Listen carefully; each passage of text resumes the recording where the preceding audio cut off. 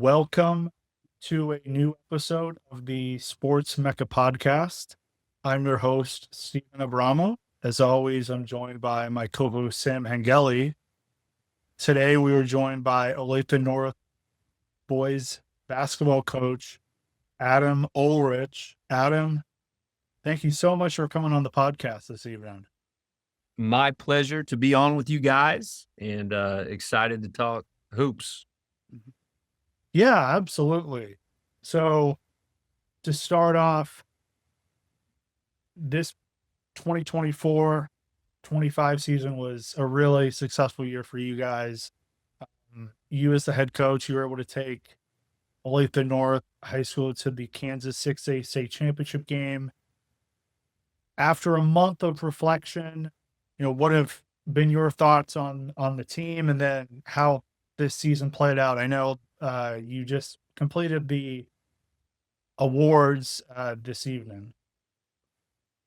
Yeah, I think obviously I had very little to do with it. We had a tremendous group of guys.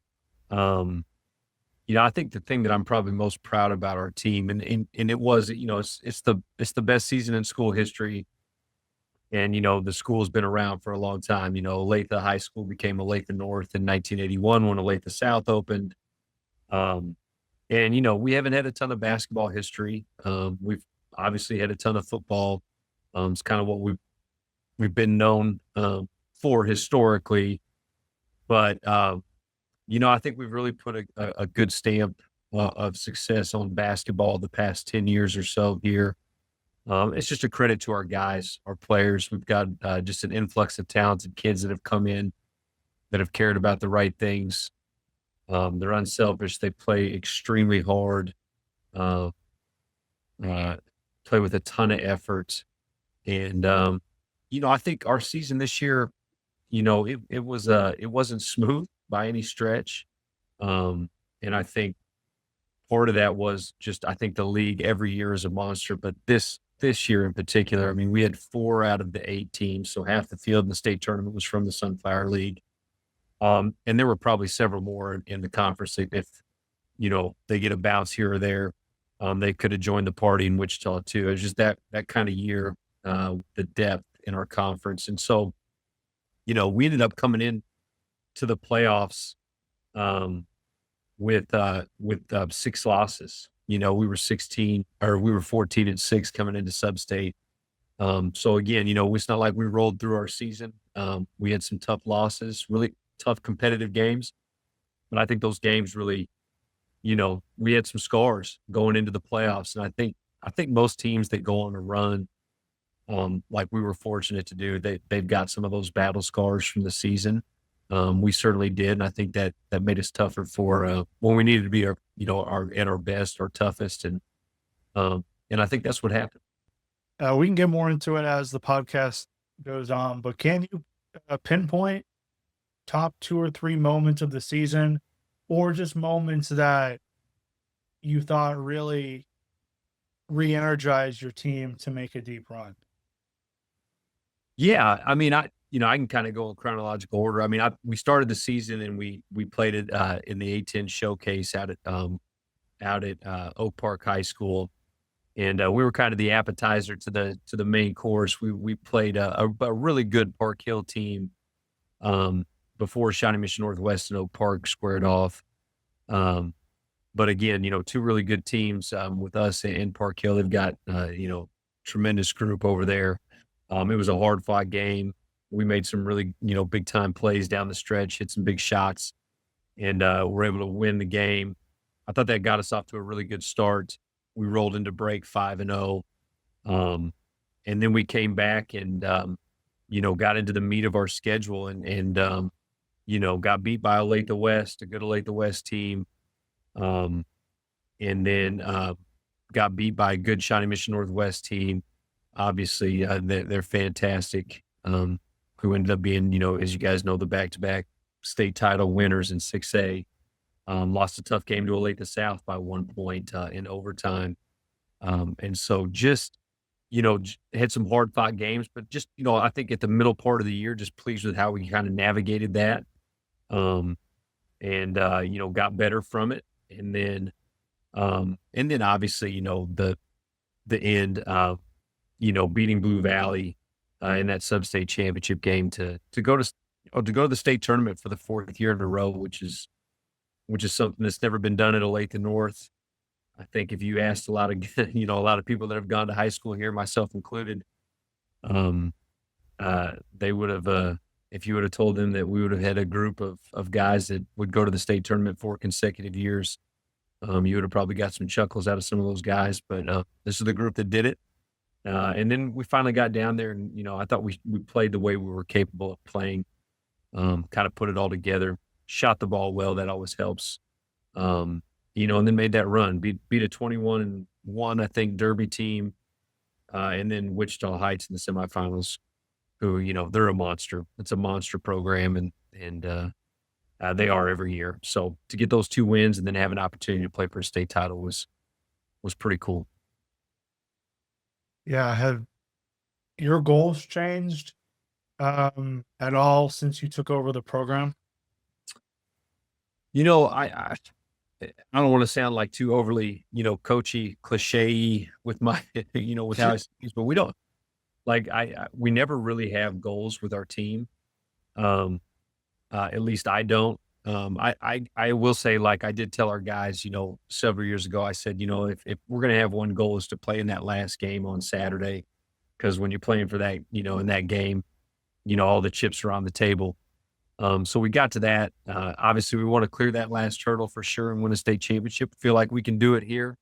Always felt that way about this place. I'm not sure everybody felt that way, but I did. Um, for me, it's just like we have a standard of how we're going to play basketball here at Olathe North. It's going to be gritty. It's going to be tough. It might not be the most aesthetically pleasing thing to watch, but it's going to be a fight. I think if you've watched the NBA playoffs this year, like we talked about that, you've seen the level of physicality in the playoffs about how teams go about, playing defense. We're going to walk the line of playing that way with physicality. We're going to try to get into the ball. We're going to fight you on the glass, even though we're not the biggest team. We're going to try to get after you. And I think we're a blue collar school. We got a bunch of kids that walk through these hallways that are blue collar kids. It's exactly how we try to play basketball. It's going to be a blue collar team. We'll fight you on the court, and then if you want to, we tell our guys if you want to fight in the alley afterwards. Well, we'll do that too if that's what you want to do. But that's just kind of the kind of mindset we're trying to bring to competition every time. And so we feel like if we can play at that standard, um, then the other stuff's going to take care of itself. Obviously, got to find a way to make a few shots. Good news is we've got pretty capable offensive guys, or we've had, and we've got some coming back next year that we feel really good about. So, you do have to make shots. It is basketball, and we probably spend way more time on offense in practice than we do defense. But I think our guys always know, like, you know, what our superpower is, and it's playing tough, hard nosed, aggressive defense, and being as competitive as we can. Do you remember the grit and grind Memphis Grizzlies? Of course I do. Yeah.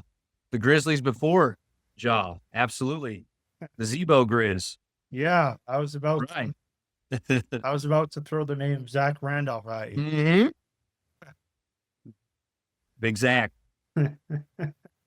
um, so I am curious, we talked about the recent season, but uh more so now for your coaching career. Um, you earned a bachelor's degree at Mid-American Nazarene University, Correct. and then a master's degree at Emporia State University, which is Sam's alma mater. Mm. Uh, when that was going on, or even maybe a couple years after you graduated, did the thought of coaching high school ever cross your mind? Yeah, it's a great question. Yeah, I mean, I think absolutely. I was an education major at Mid America. I actually played baseball in college for 4 years. I thought, about trying to play both. But long story short, I got hurt my senior year here at Olathe North. and missed pretty much my entire senior year of basketball. I was able to come back, have a decent spring baseball wise, and I didn't have a whole lot of options. That's kind of what happens when you're a below average athlete and player like I was. But Mid America came in with some scholarship money, so I ended up going there. Played for Todd Garrett, who's now the AD there, great guy. Um, and yeah, man, I've always loved basketball. It's always been my first love in terms of sports. Um, but I knew I wanted to coach something. I wasn't sure exactly what sport it was going to be. I think I ended up like probably like a lot of guys that get into coaching. I started coaching everything. It was high school baseball actually at Olathe South um, for 6 years. But I was a middle school football coach, head football coach for 12. Um, and then I was a high school basketball coach. This is now going to be uh, oh gosh, this is like my 14th year of being a high school basketball coach. So 8 as an assistant, 6 as a head coach. So kind of coached everything. And then, my wife and I, we got married. She's younger than me, but we had, started having kids. I knew I was going to have to narrow it down. I couldn't run the table with coaching 3 sports, especially as our kids got older. So I knew ultimately it was going to be basketball for me, was going to be the one that I really wanted to pursue. Um, and so that's how it worked out. But yeah, I mean, I come from a long line of teachers. My mom was a teacher.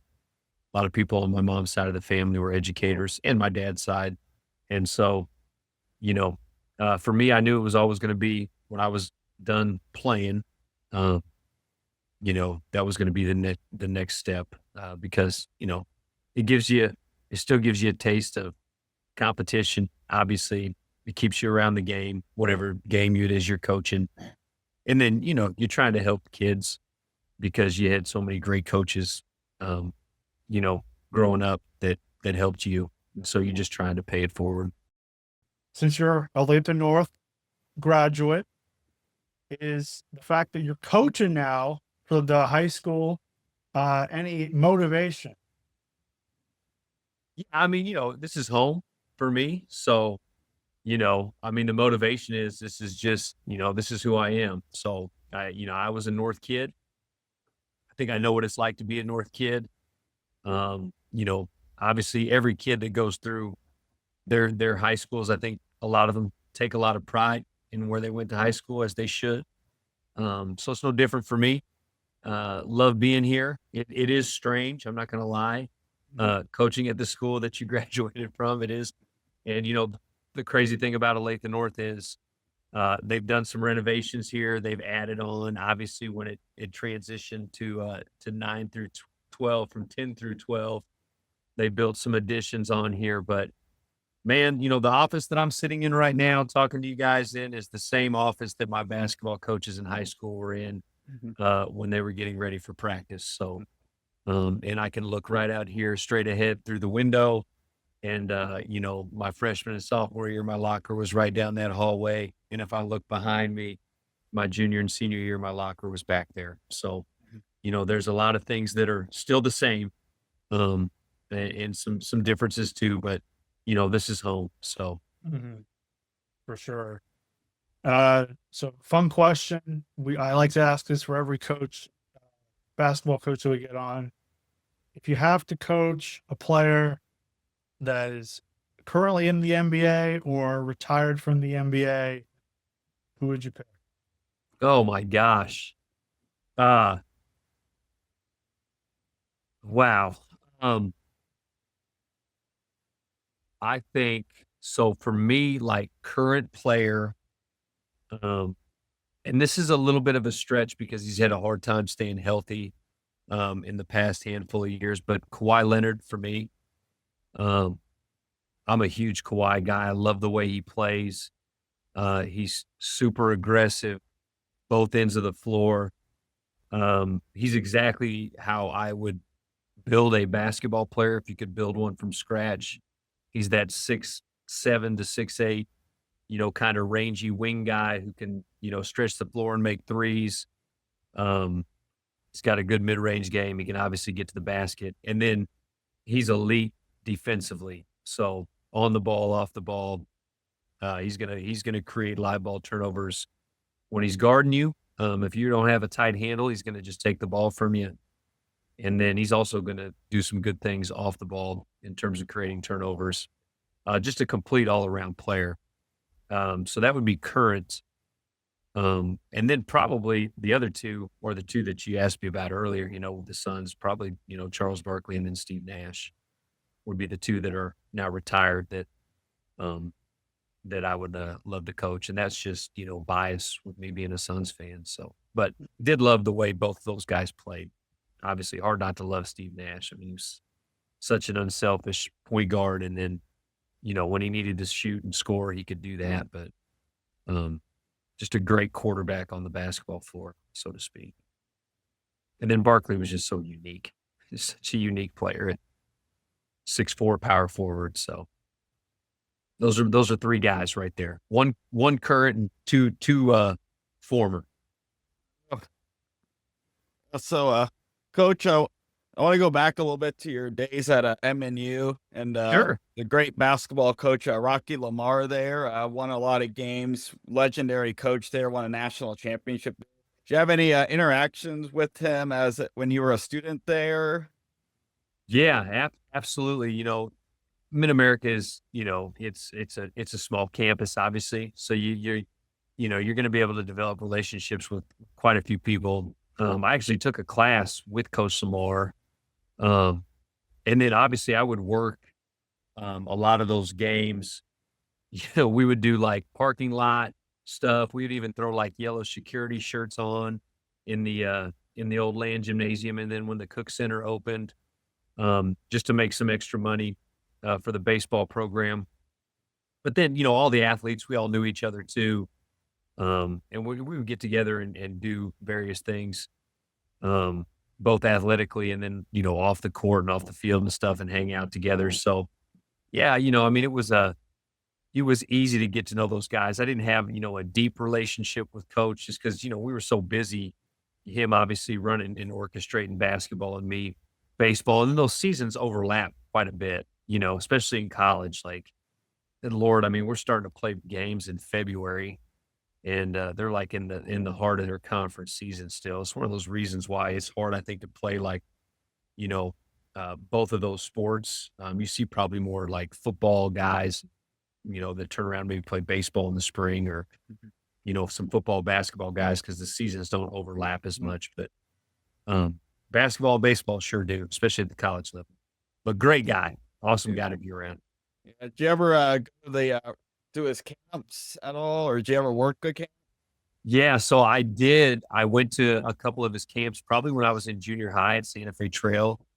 Uh, we moved here. We moved to Olathe. I probably was like, oh, I don't know, 12-ish maybe. So just finishing elementary school, getting ready to start junior high, somewhere around then. But I lived in small towns in Iowa, and then I lived in a small town in southern Minnesota before we moved here. And so I tell you what, Sam, like honest to God, like I remember being like in seventh grade and playing Babe Ruth baseball and then playing like, Olathe basketball, whatever the league was. I think we played the games at over at the Kansas School for the Deaf. But that was like my first time of playing like any kind of organized sport. And so with teams, with uniforms, with structure, organizations, things like that, just didn't have those things going on in the towns I lived in. They were small towns.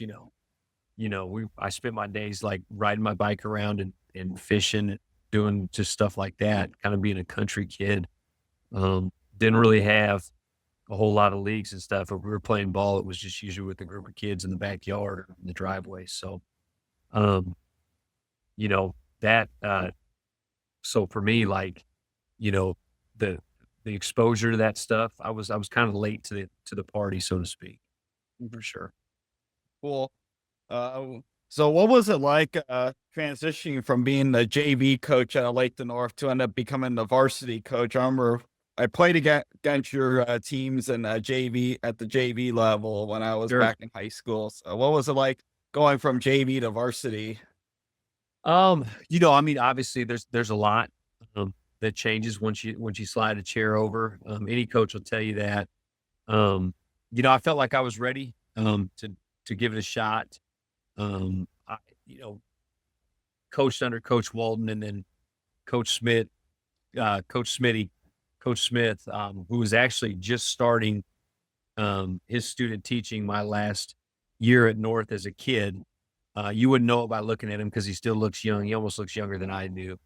Um, but those two, like the three of us, we had such a good relationship, working together, game planning together. I obviously had my JV responsibilities, but then as soon as that game would end, it was all hands on deck for the varsity game and assistant Coach Walton.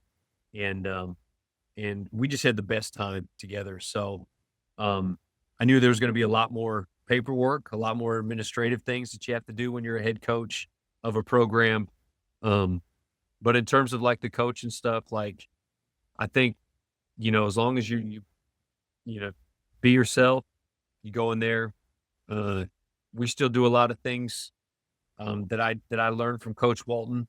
Obviously, we do some things that are different too. You got to put your own spin on it as a coach. But in terms of the overall transition, I would just say like the administrative side of things, there's a lot. Yeah. There's a lot more on your plate for sure. But the coaching is coaching. Obviously, the games are a little bit louder. Gyms are a little bit more packed. But again, ball is ball. So, if you're comfortable coaching it, I don't think it's that big of a transition. For sure, for sure. You think about like coaches, and you see a lot of coaches.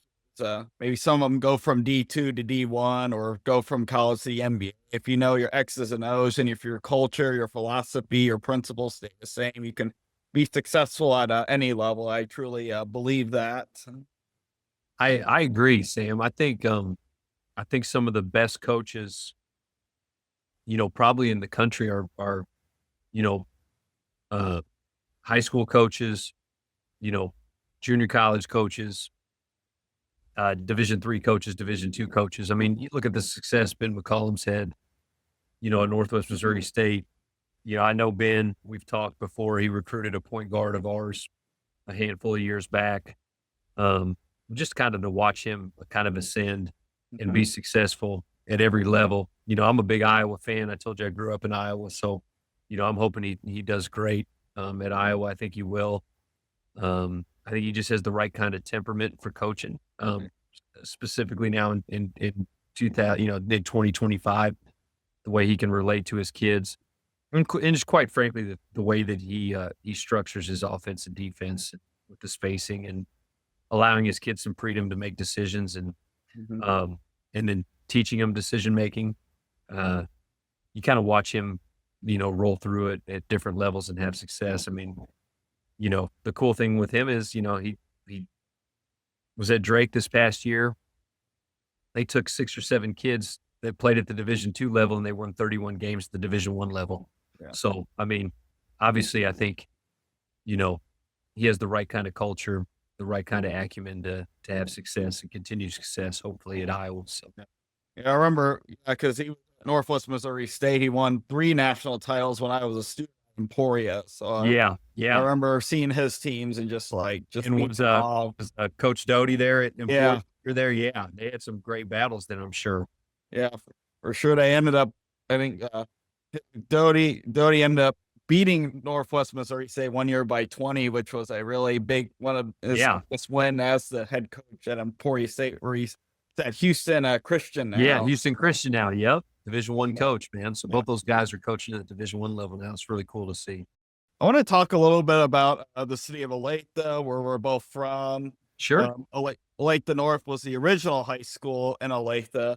Now we're up to 5 high schools here as Olathe has continued to evolve and grow as one of the most growing areas in the country.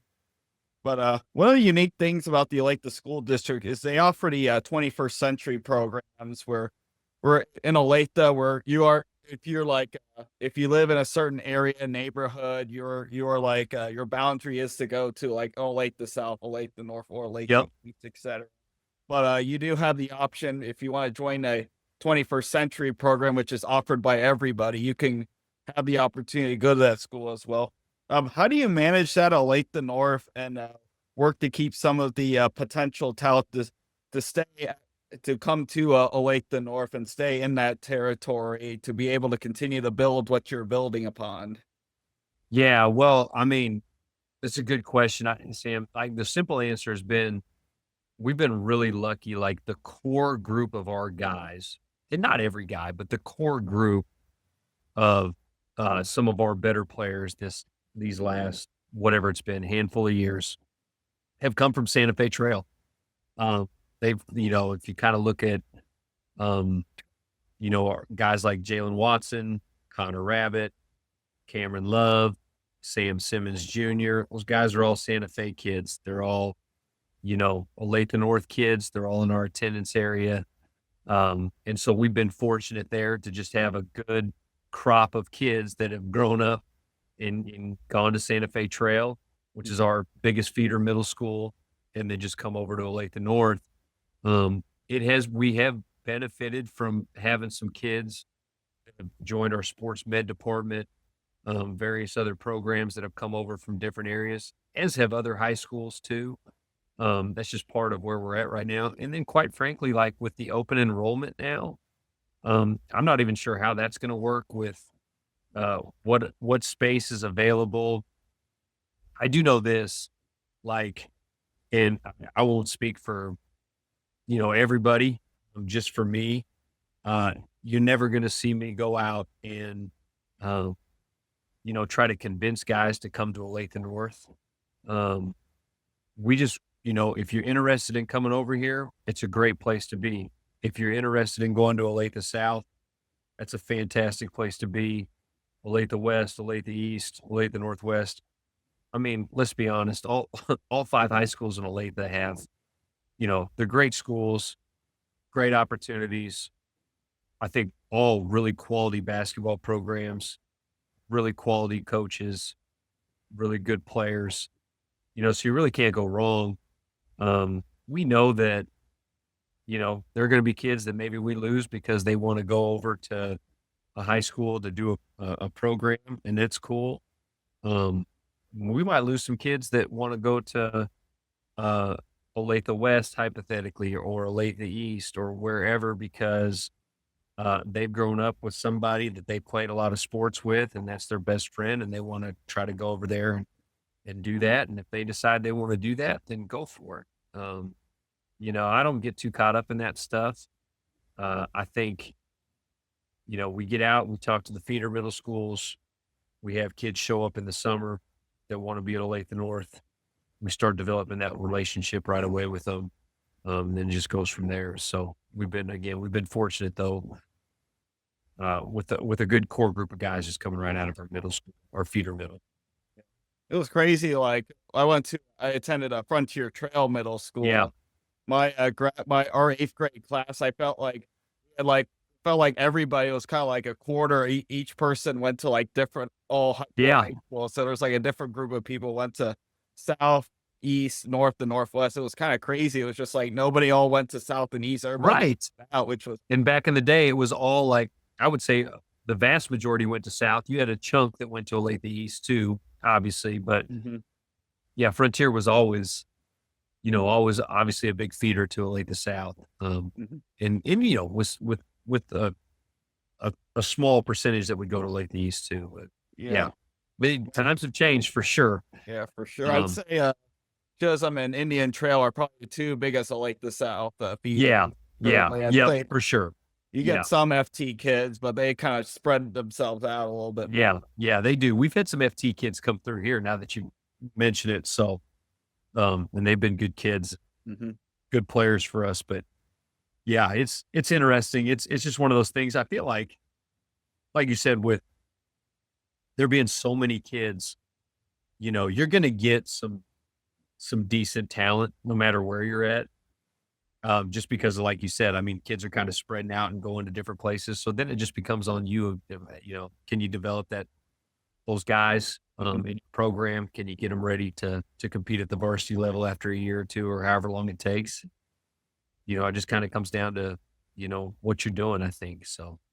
Absolutely. I want to talk about the previous season and the most exciting thing about last basketball season, besides your trip to the state championship, was the fact that we finally have a shot clock now, 35 Yes. second shot clock in high school basketball. How much did the game improve based on having the shot clock, and did it allow you to run a little bit more stuff on offense that you normally wouldn't have ran, but like now with the shot clock, you can run a little bit more like quick hitters and different sets that would fit that?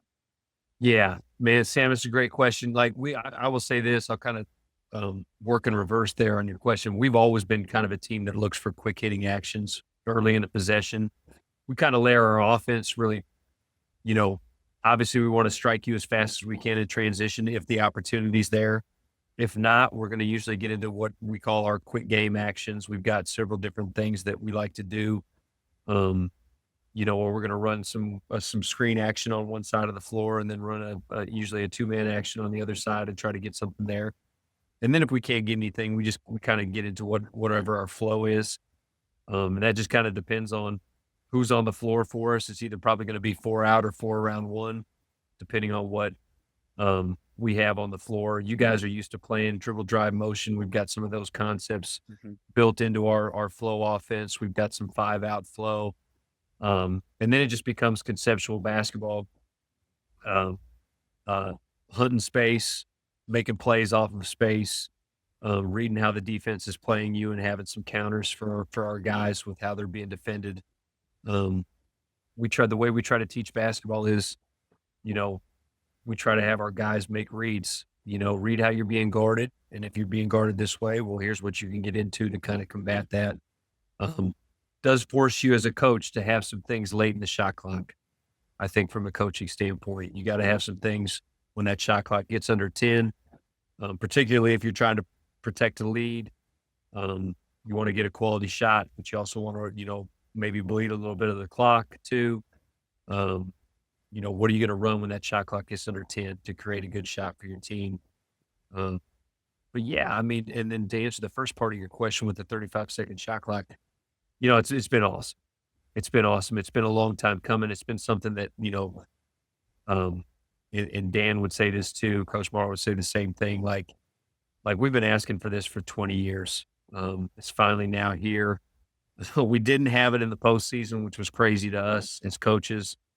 Hopefully that's going to change next year. We think it's going to. So we'll have the shot clock in the postseason. That was strange that we played an entire regular season with the shot clock and then they took it off the table come postseason time. But again, you just have to adjust to that as a coach. There's nothing, no use in crying over it. They're not going to change it. So you just got to adjust to it. But it's just one of those things. Like we do everything in high school to try to prepare our kids to go and have success and excel in college if that's what they want to do, to have those opportunities. And to me, it's just one of those things like, all levels of college basketball, kids are going to be playing with the shot clock. So if you have kids in your program, and I think most Olathe high schools are at least going to have a handful of kids that are trying to play college basketball at the next level, we should be doing everything we can to prepare them for what college basketball is going to be. And certainly a big part of that is playing with the shot clock. So I think it's going to get them more prepared and equipped to go in and at least have a comfort level with playing with the shot clock. I also think with the shot clock too, it gives the players an opportunity, if without the shot clock, you wouldn't be able to maybe do a dribble move and then throw up a shot. It gives those players an opportunity to have to make a play like that and be able to show off a little bit of a skill set, like their shot creating. And then, yes, absolutely. Without a doubt, it's what's crazy to me is now that we have the shot clock, the only really game that has, 20-minute halves now is NCAA college basketball. Like if you think about high school women's basketball, obviously professional basketball with the 4 quarters, with the fouls resetting, we got to get that into the college game too, and just now we're getting really close to being kind of aligned, I think, across the board. FIBA is 4 quarters with the fouls resetting. I just think it's all good for the game. So excited to see when men's college basketball will go to those 4 quarters too, instead of the 20-minute halves. I think that would be great for college basketball, especially since the high school and pro level are doing it overseas. Why isn't the college game adapting to this? It just, especially Yeah. the women's game plays quarters. Like, why can't Yep, the they men's do. game be the same way? Like, Right, and then everybody's aligned. Now you got Yeah. high school, they have alignment through like all levels of basketball. It's pretty cool. I think a women's game too. They had a 30-second shot clock before the Yeah. men did too. So Yeah. the women's game's kind of a little bit been ahead of them. Yeah, the men's and you've game seen in how that regard. popular the women's games become too. I think Yeah. that's great, and it's good for just basketball fans in general, like us. I mean, you know, so but yeah, it does. I mean, it does create, I think, a better product all in all with the high school shot clock for sure. Yeah. The days of being able to run like 2.5, 3 minutes off the clock, when you've got a lead that you're trying to protect, those days are gone now. You got to run stuff. You can't play keep away. You can, but you can only do it for 20 to 25 seconds, and then you got to run something to try to create a shot. So you also feel like you're in the game too. As a team, if you're down, 8 to 10 points in the fourth quarter, you feel like you still got a shot if you can string together some stops. You know that you're going to get some possession change because the other team's going to have to shoot it within 35 seconds. So they feel like you're completely out of the game either, which is good. Who's a current college basketball coach that you kind of like, you like following and like to maybe implement some of their like philosophies into yours currently? Oh man. There are so many college coaches that I love watching. I think in terms of like an overall structure and offensive standpoint, I really like Dusty May at Michigan. The old Florida Atlantic coach. I've loved how to me, he's done maybe the most impressive job of adapting to what he has, which I think is so relevant to a high school coach. If you look at his Florida Atlantic team that went to the Final Four, they were very heavy guard oriented, played with one big, 4 guards around that big. Well, then he gets to Michigan and he's got more size. And so instead of trying to play the way he played with his Florida Atlantic teams, because I think so many coaches get married to their systems. And I never want to be a guy that's married to one specific system. I just want to look at our personnel every year, try to come up with things that I feel like is going to fit our guys' skill set the best, and just adapt to what they do well. And then so you watch his teams play this year in Michigan. They played with traditional like a 2-big lineup with Danny Wolf and Flag Golden, the big center inside, and then put kind of 3 guards around him. So they played some more 3 out, 2 in kind of old school motion. I thought that was really cool. He didn't try to just go play one big because that's what he was used to, doing at Florida Atlantic. He looked at his guys and he said, well, clearly my best lineup is with, 2 bigs on the floor with this particular team. So I probably need to recreate what I'm doing offensively to fit that kind of lineup. And that's what he did. So I really appreciate guys that do that. I really like Chris Beard. Not so much for the off the court stuff that he went through, but just the way he kind of goes about coaching and how his teams always play incredibly hard and tough. And I like the coach that took over for him at Texas Tech, Grant McClassen. I think he's outstanding. I think he's a star in the profession. I love the way they play offensively. And we talked about Ben McCullum. I like his spread ball screen stuff. Man, I could go on and on. I've stolen a ton of stuff from Houston, from Kelvin Sampson. When I took over 6 years ago, I watched a few of his practices, a few of his coaching videos. I stole a lot of his terminology in terms of like just their defensive terminology.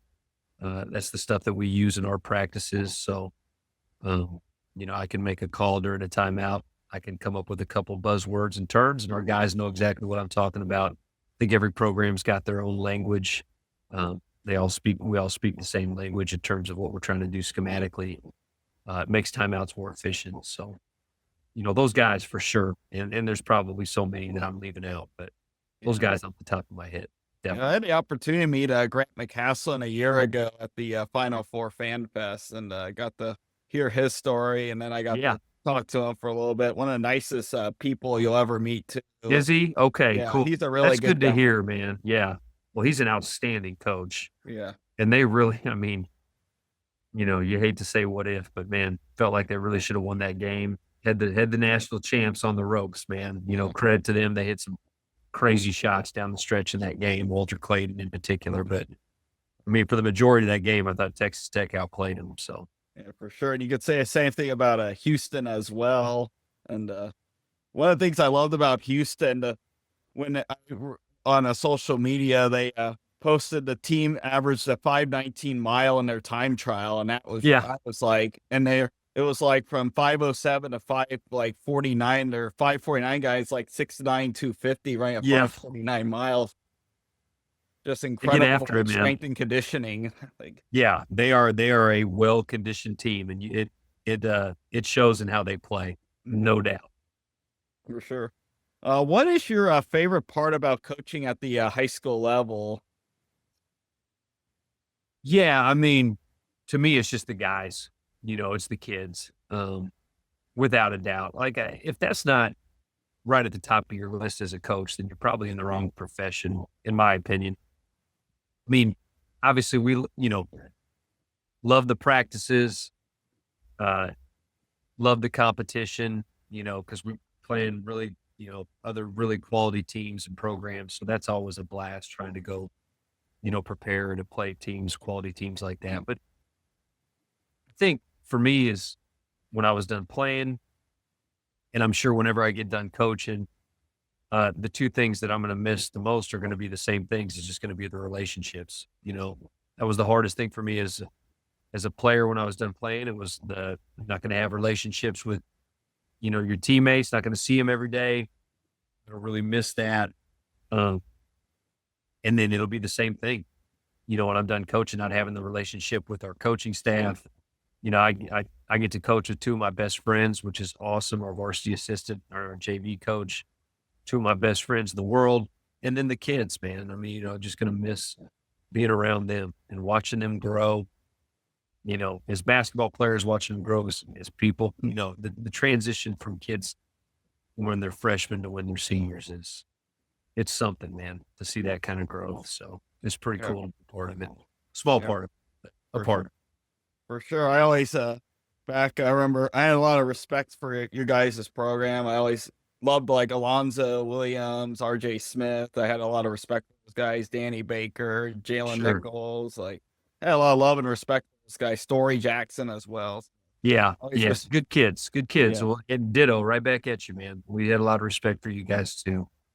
And really everybody, that was the cool thing. Like, it was cutthroat. The competition it's supposed to be that way. But then, when the game's over, that's what's so different about with social media, I think, and with kids. And man, I feel like kids are pretty connected across like the landscape of Olathe.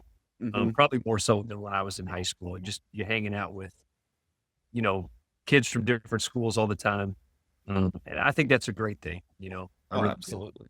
Remember, one of my favorite moments in high school would be going up to the Prairie Life Fitness Center, and it was like a bunch of guys from Lake the South, Lake the East, Lake the North, Lake the Northwest, and we just play pickup all day. The best, wasn't it? Wasn't that Yeah. the best time? Like, just some of the best times that you had playing basketball because there wasn't a coach trying to dictate everything you were doing on the floor. You had all that freedom to go play. And yeah, that's when basketball's at its best, man. When Mhm. you're just hooping with your buddies and playing, and it's still competitive because you're trying to win, probably so you can stay on and play another game. Yeah, Just for how sure. pickup works, man. Winners stay, losers got to Mhm. wait. Yeah, no doubt about that. I have one more question for you, Coach. Sure. Any advice to those that want to get into the coaching profession? What advice would you give to them?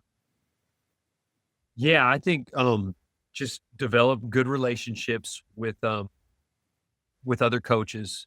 Like, I can't speak for everybody, but for me, like, anybody that ever wants to come up to practices or wants to pick my brain on things, I'm an open book. Our practices are the same. Anybody's welcome to come by and hang out. It's kind of the atmosphere that we want in our building. Um, and then when you do get opportunities to coach, just be your authentic self. I think that's really important. Not try to emulate somebody that you coached under, or try to emulate somebody that you've watched on TV. Obviously, it's always good to steal things from those guys. I have stolen so many of my ideas and concepts, really every single one of them, from somebody that I've studied, watched, listened to, coached under, coached with, whatever. We're really, I'm not smart enough to come up with a whole lot of concepts on my own. And I think most coaches will tell you the same. But then with how you go about it, the day-to-day stuff, how you handle things, how you coach during practice on the floor, things like, you got to be your authentic self. I think that's really important. So, Well, that's a great advice for sure. I love that. thanks, man. Appreciate it. Yeah. Well, Coach, we appreciate you hopping on the podcast this evening. And this upcoming week, we'll be posting it on all of our platforms, Spotify, Apple Podcast, YouTube, and we have Twitter and Instagram accounts called at the Sports Mecca. So you'll be one of the many high school coaches that have come on. And I'm glad that we got some Olathe connections. We've had a couple of we had the Shawnee Mission Northwest coach on, David Birch, 2 seasons ago. So we're trying to get some more Sunflower League coaches. Awesome. Well, hey, man, I appreciate it, you guys. Thanks for having me on. It was a blast. We'll do it anytime down the road again. Best of luck to you guys. Awesome what you're doing. You seem to enjoy it. So you're doing a good job. So keep up the good work, both of you.